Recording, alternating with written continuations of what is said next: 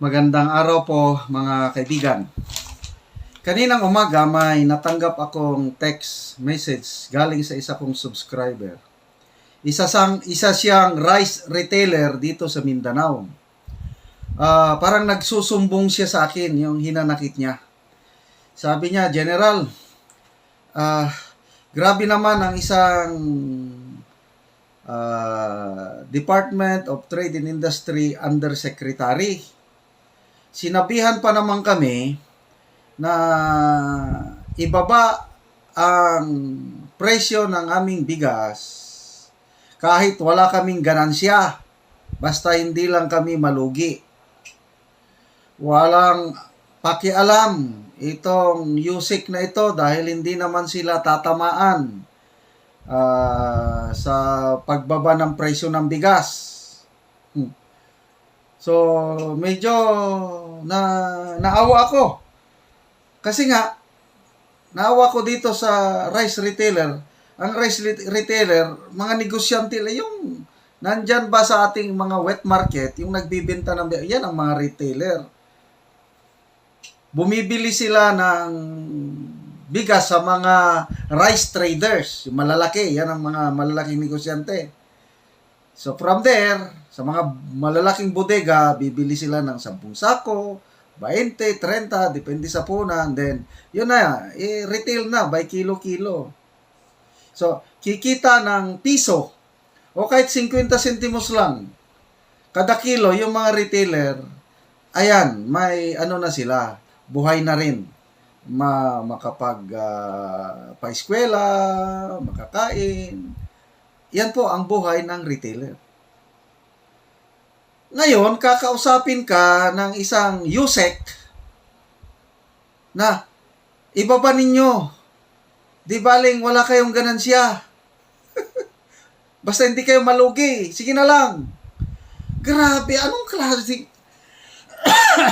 Medyo uminit ang dugo ko sa USEC na ito na walang pakialam. Itong aking subscriber, nagsumbong pa siya, kilala ko yan, sir. Sabi niya. Dilawan yan. Panahon ni Pinoy, Deputy Customs Commissioner siya. Alam ko yung kanyang gawain dito sa Mindanao tungkol sa mga luxury cars.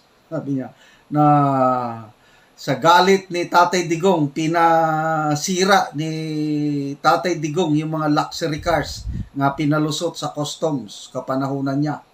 Oh yes, maalala ko, binuldozer, minaso-maso, binakho yung mga luxury cars eh. Yan ang panahon ni Tatay Digong. Oh. According to my subscriber, kilala daw niya itong USEC na ito ng DTI. Nakapasok. Grabe, talagang ano na. Akala natin the end of Dilawan, the end of Piklawan, hindi pala. Dahil sa Wonder Woman of Malacanang, ayan, naglipanan na sila sa ating gobyerno. Oh, Bucor, Chief, oh, di ba? Dilawan. Basta, madami. Hindi na natin isa-isahin.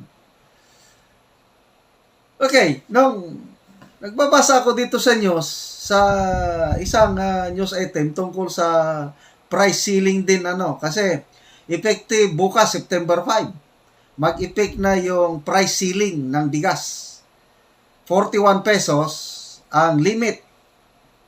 Presyo ng regular milled rice.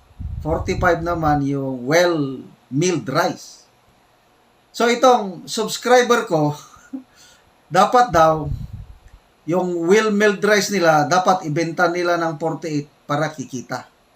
Dahil sa price cap, mapipilitan silang magbenta ng 45 para makasunod. Kaya lang, wala silang kita. Lugi pa pala. Kasi yung 48, kikita sila. I don't know yung 45 kung baka yun na. Balik puhunan lang. What for? Magtinda ka dyan, mag-abang ka ng pwesto, you are consuming your time, wala kang kita, that's unbearable Hindi katanggap-tanggap yun. Okay. So, dito sa news nabasa ko tungkol sa presyo ng bigas, ito nga, rice retailers, ito yung news Rappler ito. Rice retailers who will be forced to sell their stocks at lower prices due to the price cap were told, may pangalan na, were told by Trade Undersecretary Agaton Obero to sacrifice profits. Magsakripisyo naman ang mga retailers, tumulong din sila. Wow, galing naman itong Yusek na ito, mag-sacrifice.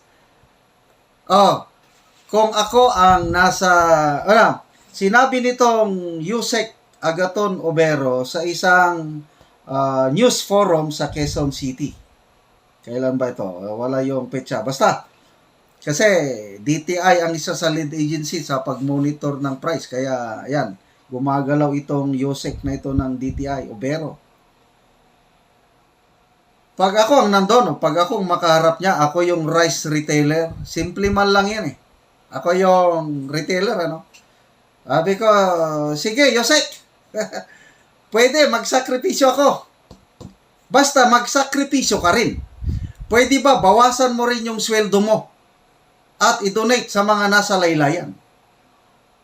I don't know kung anong sasabihin nitong Yusek o Yobero na ito, na dilawan. Magkano ang sweldo ng isang Yusek? More than 100,000 pesos. Siguro 120 to 150,000 yan ang sweldo ng Yusek. Hayahay siya. Nasa aircon na opisina, libre lahat. Kaya hindi nila nararamdaman ang hirap ng mga retailers, ang hirap ng mga consumers. Bakit nila sabihing magsakripisyo ang retailers? Hindi pwede yun. Hindi katanggap-tanggap sa akin. Kaya I can understand yung retailer na subscriber ko na nagsusumbong yung hinanakit niya na kahit wala daw ganansya, sige nilang basta mapatupad yung utos ni PBBM. Oy, mahal naming Pangulo. Alam namin na gusto mong tumulong yung nasa laylayan, kaya nagkaroon ng price cap. Kaya lang, hindi naman at the expense ng mga retailers.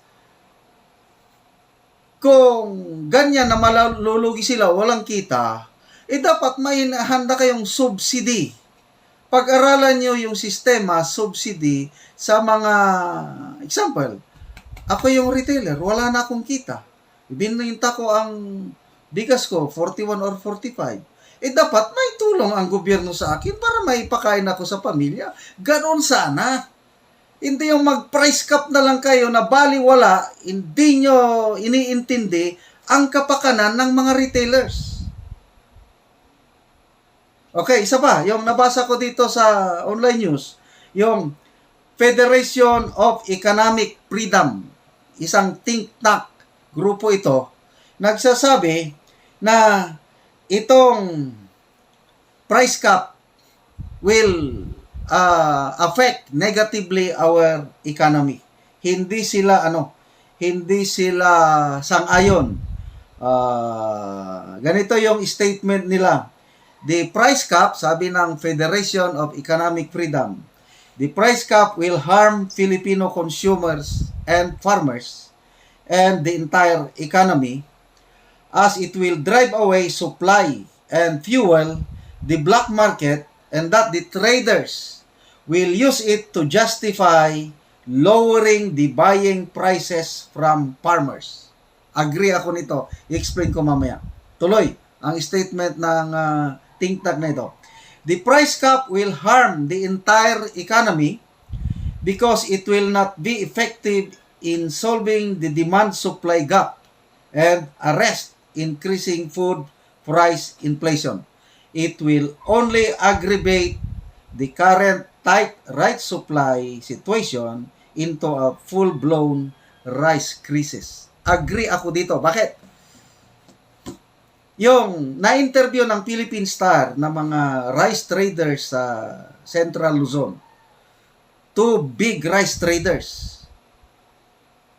Dati-dati, nung wala pa ang price cap na ito, binibili nila ang palay ng mga farmers 32 pesos per kilogram dried. With that price, happy ang mga farmers. Ngayon na may price cap na, itong mga traders na ito, ayaw na nilang bibili ng 32. Hanggang 24 pababa na lang sila. Yung presyo na 25 paakyat hanggang 32, hindi na nila bibilhin ang palay ng mga farmers. So, ano mangyari sa mga farmers natin? Wala naman silang bodega.